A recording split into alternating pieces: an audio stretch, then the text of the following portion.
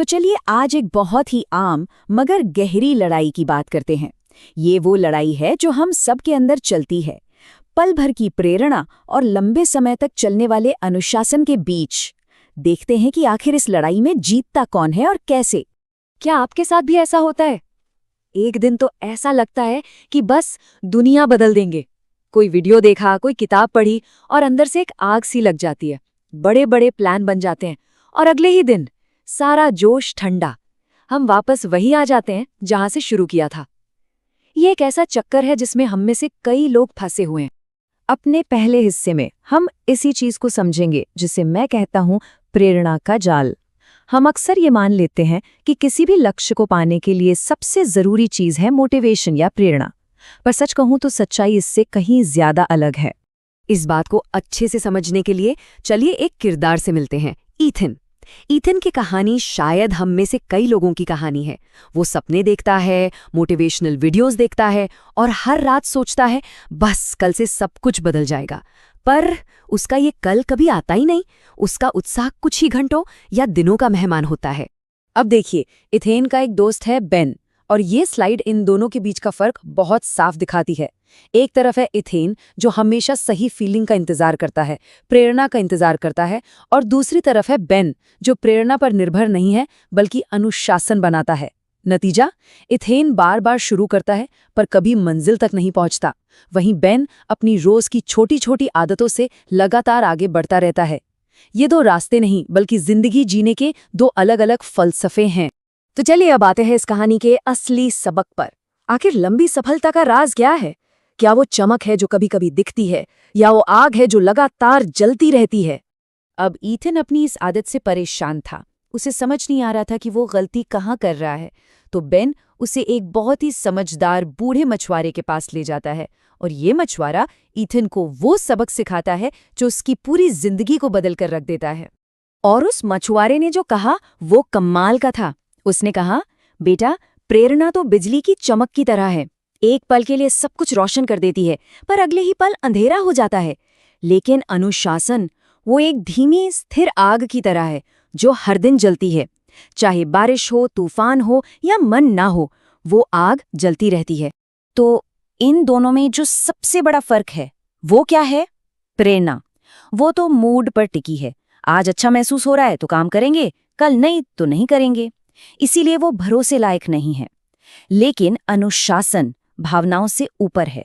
वो इस बात पर निर्भर नहीं करता कि आपका मन है या नहीं। वो बस वो काम करने का नाम है जो जरूरी है, और यही बात उसे शक्तिशाली और टिकाऊ बनाती है।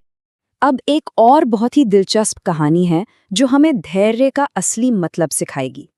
ये उस मेहनत के बारे में है जो सालों तक किसी को दिखाई नहीं देती, पर असल में वही सबसे ज्यादा मायने रखती है। मछुआरे ने ईथन को एक चीनी बांस के पेड़ की कहानी सुनाई। ये पेड़ हमें धैर्य और विश्वास का एक ऐसा पाठ पढ़ाता है जिसकी आज की इस इंस्टेंट रिजल्ट्स वाली दुनिया में हमें सबसे ज्यादा जरूरत है। जरा सोचिए, किसान बीज बोता है और पहले 4 साल जमीन के ऊपर कुछ भी नहीं दिखता, बिल्कुल सपाट जमीन। ऐसा लगता है जैसे सारी मेहनत बेकार हो गई। पर क्या सच में ऐसा है? नहीं। उन 4 सालों में वो पेड़ जमीन के नीचे अपनी जड़ें फैला रहा होता है, एक मजबूत नींव बना रहा होता है, और फिर 5वें साल में अचानक सिर्फ 6 हफ्तों के अंदर वो 90 फीट ऊंचा हो जाता है ना कमाल की बात? तो असली बात क्या है? असली बात ये है कि सफलता उस नींव पर खड़ी होती है जिसे कोई नहीं देखता। अनुशासन बिल्कुल वैसा ही है। शुरुआत में शायद आपको नतीजे न दिखें, शायद आपको लगे कि आपकी रोज की छोटी छोटी कोशिशों का कोई फायदा नहीं हो रहा, पर असल में आप अपनी सफलता की अनदेखी जड़ें मजबूत कर रहे होते हैं। अच्छा, तो हमने क्यों तो समझ लिया, पर अब सवाल आता है कैसे? हम ये अनुशासन लाएं कैसे? चलिए अब कुछ ऐसे नियमों पर बात करते हैं जो हमारे मन को साधने में मदद कर सकते हैं। ये 4 नियम बहुत सीधे हैं पर बहुत असरदार हैं। पहला, अपने विचारों पर काबू रखें। जब भी काम करते हुए मन इधर उधर भागे, उसे प्यार से वापस ले आएं। दूसरा, एक रूटीन बनाएं। एक तय समय पर उठना, काम करना, इससे दिमाग को एक आदत पड़ जाती है। तीसरा, और ये बहुत जरूरी है, काम के वक्त फोन, टीवी, सोशल मीडिया, इन सब ध्यान भटकाने वाली चीजों को दूर रखें। और चौथा, रोज अभ्यास करें। अनुशासन एक मांसपेशी की तरह है, आप जितना इसका इस्तेमाल करेंगे ये उतनी ही मजबूत होगी। तो चलिए अब वापस ईथेन की कहानी पर चलते हैं और देखते हैं कि इन सब बातों का उस पर क्या असर हुआ। क्या वो बदल पाया? ईथन ने वो बात गांठ बांध ली। उसने मोटिवेशन का इंतजार करना बंद कर दिया। उसने एक छोटी सी दिनचर्या बनाई और बस उसे निभाना शुरू कर दिया। चाहे मन हो या ना हो, चाहे थकान हो या आलस, वो अपने काम पर लगा रहा। और जानते हैं क्या हुआ? धीरे धीरे, बिल्कुल उस बांस के पेड़ की तरह, उसकी जिंदगी बदलने लगी। और देखते ही देखते वो शहर का एक कामयाब और सम्मानित इंसान बन गया। और इस पूरी बातचीत का निचोड़ बस एक लाइन में है। प्रेरणा एक स्पार्क की तरह है।